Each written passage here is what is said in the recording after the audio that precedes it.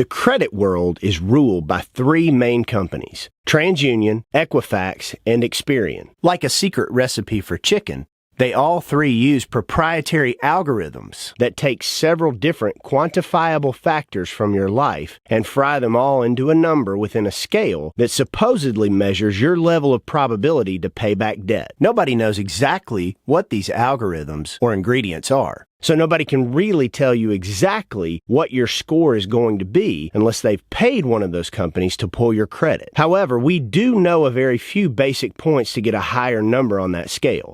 And when it comes to getting a mortgage, insurance, a job, a car, that number is very important. Here are the basics. Number one, pay your bills.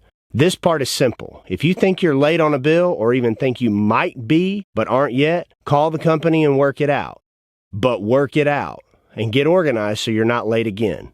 Late payments will just simply destroy your credit score. Number two, don't close accounts. It's one thing to pay the account to a zero balance. It's another thing to close it. If you have an account and close it, you're relinquishing the credit history you have built with them. Pay it off, but keep the account open. Number three, on credit cards, do not run up balances that come even remotely close to your limits, even if you pay them off every month. Sure, it's good to get the points, but having a high balance relative to your card limit can crush your credit score. It would be better for your score to have 5 different cards, all with $5,000 limits, with only $1,000 balances on each, than to have one card with a $5,000 limit and a $5,000 balance. Your balance to limit ratio is huge when it comes to determining your credit score. Number 4, have credit. Bad credit is better than no credit, at least when you're wanting to apply for credit. Be against debt all you want.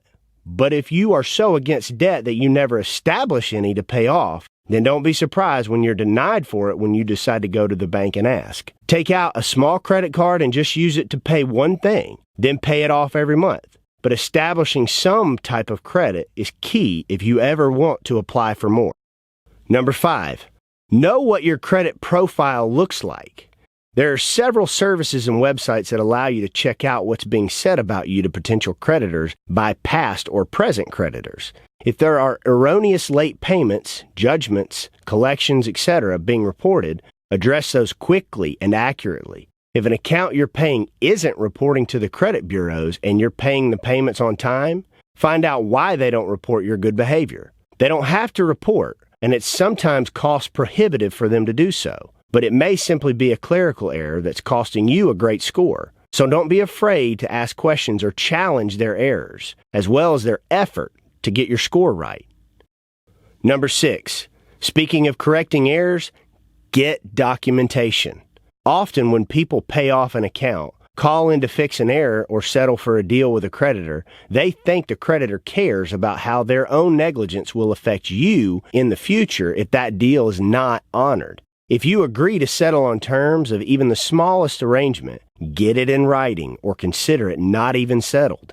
If you pay off a balance in full, get it in writing. If you were reported late and the creditor agrees to correct that error showing where you were late, get it in writing from the creditor acknowledging such.